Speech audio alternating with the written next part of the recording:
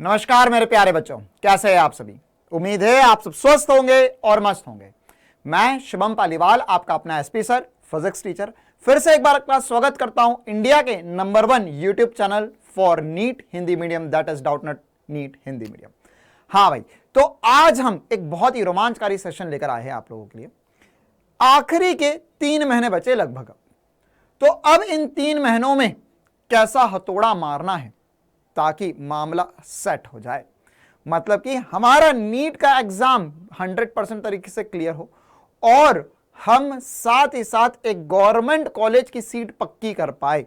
तो इसके लिए हमें क्या करना चाहिए, मतलब कि आखिरी के 3 महीने में हमें क्या इंपॉर्टेंट सी बातें ध्यान रखनी है, और साथ ही साथ इन आखिरी के 3 महीनों में हम डाउटनेट पर आपकी कैसे मदद करेंगे, एकलव्य बैच क्या है, उसके बारे में भी इस वीडियो के अंत में मैं आपको बताऊंगा।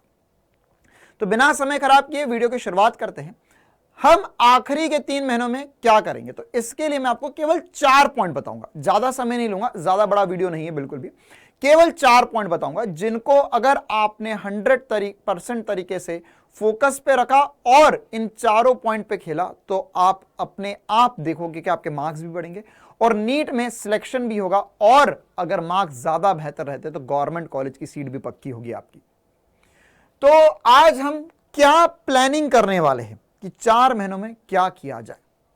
तो देखिए, अब अभी हमारे पास 3 प्रकार के बच्चे हैं समझा जाए तो। एक वो जिन्होंने अभी बोर्ड एग्जाम खत्म किया है, सोच रहा है मैं नीट के लिए पढ़ूं नहीं पढ़ूं, इस साल के लिए पढ़ूं अगले साल के लिए पढ़ूं। दूसरा, जिसका कुछ सिलेबस हो गया है, ड्रॉपर हो या फिर हो सकता है कि क्लास 12 के साथ में कोचिंग वगैरह या लाइव क्लासेस करी हो, तो कुछ सिलेबस हो चुका है और कुछ सिलेबस बचा है। और तीसरे प्रकार का बच्चा जिसका 90% सिलेबस, 80 to 90% सिलेबस खत्म हो चुका है।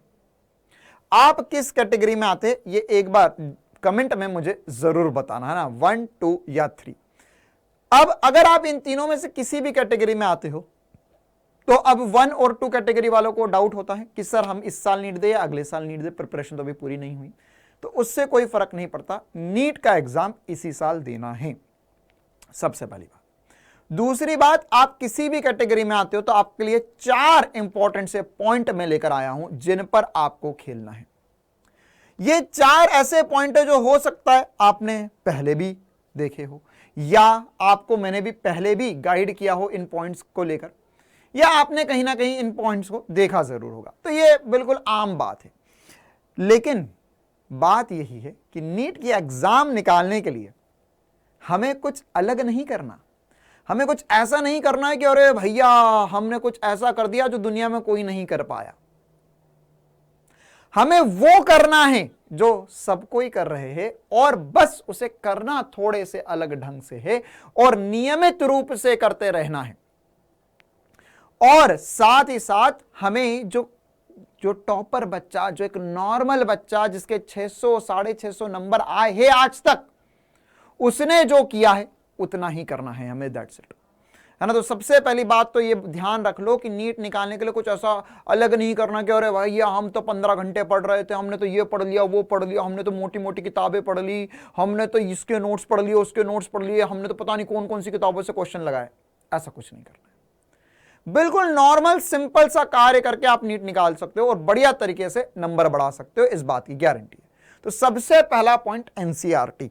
हाँ सर, सभी बोलते हैं एनसीईआरटी, तो फिर से एनसीईआरटी काफी ज्यादा इंपॉर्टेंट है, बार बार बोला जाता है आपको, स्पेशली बायोलॉजी में लाइन बाय लाइन आपको एनसीईआरटी रटी होनी चाहिए।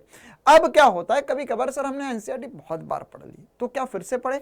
हाँ, फिर से पढ़ो, बार बार पढ़ो, बार बार पढ़ो। अगर कोई चैप्टर आपने पहले पढ़ लिया तो आपको लगता है कि नहीं ये तो मैंने बहुत बार पढ़ लिया, अब क्या करो, फिर से पढ़ो। कम से कम अभी तक अगर आपने कोई चैप्टर पहले पढ़ा तो उसके 5 से 6 बार एनसीईआरटी पढ़ी होनी चाहिए, स्पेशली बायोलॉजी में, और आने वाले समय में उसको हम 8 से 10 बार करेंगे। अब सर केमिस्ट्री में कैसे करना है?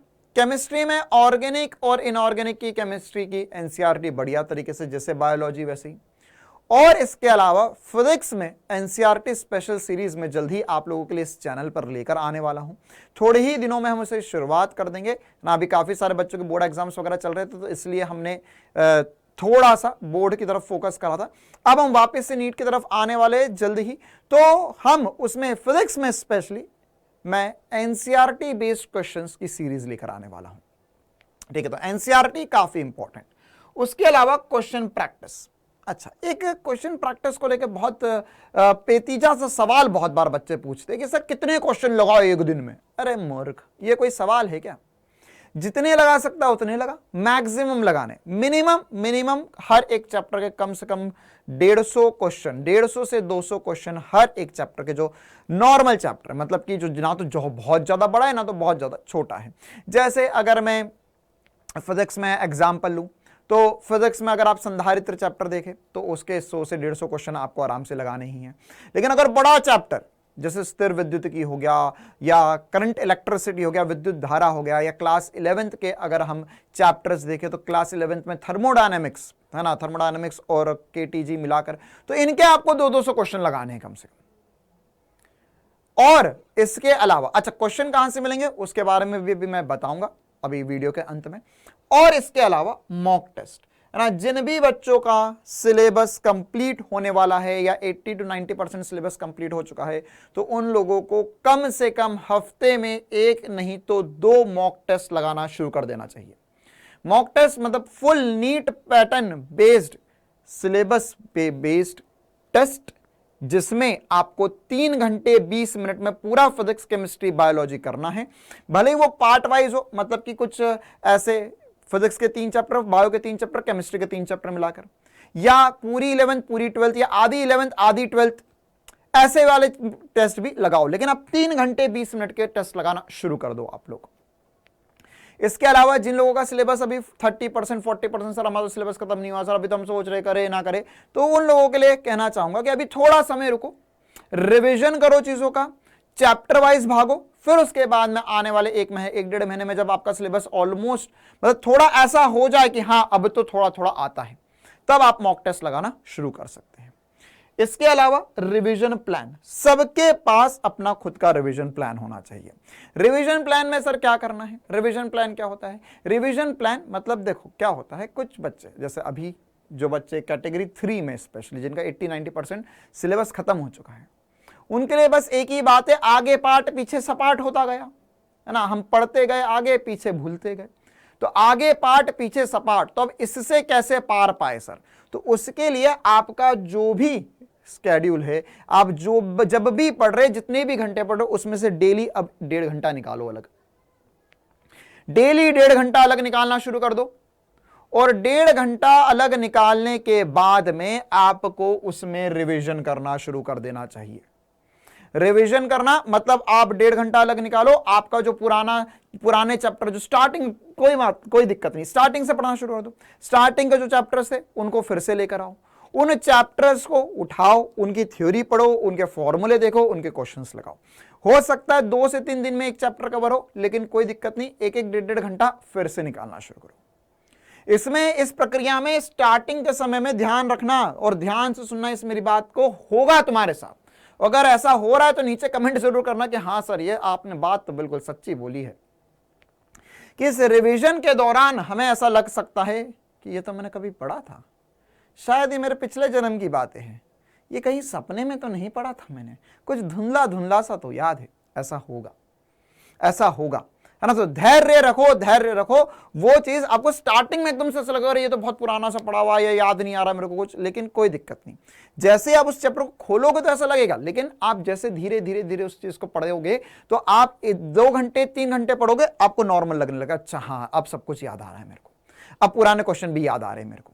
ठीक है, तो ऐसा नहीं है ना, गजनी जैसे तो कोई बात नहीं कि वैसे पढ़ा भूल गया, अरे खत्म हो गया, हर 15 मिनट में भूल जाते हैं हम तो सर, है ना। तो सर हम पिछले 3 महीने का भूल गए, पूरा तो नहीं भूलोगे, कुछ तो याद होगा। ठीक है, तो वो जितना याद है उसको और मेमोराइज करने की कोशिश करो और बेहतर तरीके से पढ़ो। 3 घंटे का समय दो, 2 घंटे का समय दो, हर एक टॉपिक को, अपने आप चीजें याद आ जाएगी। और इन बचे हुए 3 महीनों में अपना सेल्फ कॉन्फिडेंस किसी को लूज नहीं करना है, अपने आप पे भरोसा रखो, सब कुछ हो जाएगा है ना, अगर आपको एक दरिया पार करनी है ना, ऐसा सुना होगा ना कि और कोई लोग होते जो बहुत मुश्किल परिस्थितियों में भी ना अपने जीवन में बहुत अच्छा कर लेते हैं। या अगर एक छोटा सा एग्जाम्पल लिया जाए, अगर मान के चलो सब नौका में नाव में चल रहे और एकदम से तूफान आ जाए,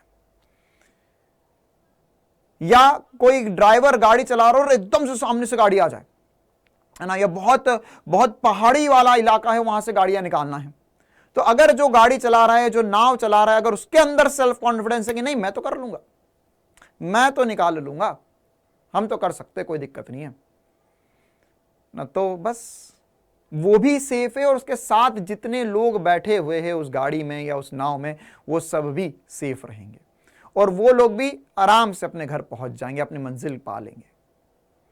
अगर आपको ऐसा बोला जाए कि यार भैया चलो यहां पर एक नदी पार करनी है ना, नदी पार करनी, कोई ब्रिज नहीं है, तो आपको नदी के अंदर से गुजर कर नदी पार करनी है और मान के चलो दलदल है वहां पर, और अगर आपने पैर रखने से पहले सोचा कि अगर इस पत्थर पे मैंने पैर रखा तो मेरा पैर स्लिप हो जाएगा, तो बस वहां कुछ हो या ना हो तुम्हारा पैर जरूर स्लिप हो जाएगा। लेकिन अगर तूने वहां पर पैर रखने से पहले ऐसा सोचा कि कोई ना, मैं जोर से पैर रखूंगा, एकदम वहां पर पैर स्थिर बनाऊंगा, दूसरा पैर आगे बढ़ा दूंगा, बस हो गई नदी पार, दैट्स इट। अगर तुमने मन में सोच लिया, सेल्फ कॉन्फिडेंस जगा रखा कि नहीं मैं तो कर लूंगा, आराम से कर लूंगा, ये तो मेरा रोज का काम है, रोज का काम नहीं है तो वो आगे वालों ने किया मैं भी वैसा ही कर लूंगा, बस वही करना है आपको, जैसा बाकी सब बच्चों ने जिनके भी 600 नंबर, 650, 550, पौने 600 नंबर आए हैं, जो उन्होंने किया वही आपको करना है और आप भी बहुत बेहतरीन तरीके से नीट निकाल ले जाओगे। क्लियर है? तो अभी ये वाला वीडियो मैं इतना ही रखता हूं। जाने से पहले एकलव्य बैच के बारे में बता देता हूं, है ना, काफी बार आपको इस YouTube चैनल पर बता दिया गया है, लेकिन फिर भी एक बार मैं शॉर्ट में बता देता हूं जो बच्चे नए हैं उनके लिए। तो नीट 2023 के लिए 13 फरवरी से, हाँ 13 फरवरी से, ठीक है, 13 फरवरी से प्यार मोहब्बत वाले दिन से एक दिन पहले हम आपको एकलव्य बैच दे रहे हैं, हमारा तोहफा है ये आप लोगों के लिए नीट 2023 का। तो यहां पर 13 फरवरी से हम बैच शुरू कर रहे हैं और जैसा कि मैं आपको बता रहा था कि वो क्वेश्चंस वगैरह कहां से मिलेंगे प्रैक्टिस करने के लिए, या सर हम रिवीजन कहां से करें, तो आप लोग एकलव्य बैच ज्वाइन कर सकते हैं जिसमें डेली लाइव क्लासेस होंगी, है ना। आप इससे पहले किसी भी बैच में रहे हो, आपने कहीं पर भी पढ़ लिया हो और अगर आपको रिवीजन करना है बेहतर ढंग से तो आप बिल्कुल 100% तरीके से बैच ज्वाइन कर सकते हो। तो लाइव क्लासेस होंगी, सारी लाइव क्लासेस होंगी, डेली लाइव क्लासेस होंगी, उनमें हम क्वेश्चन प्रैक्टिस करवाएंगे।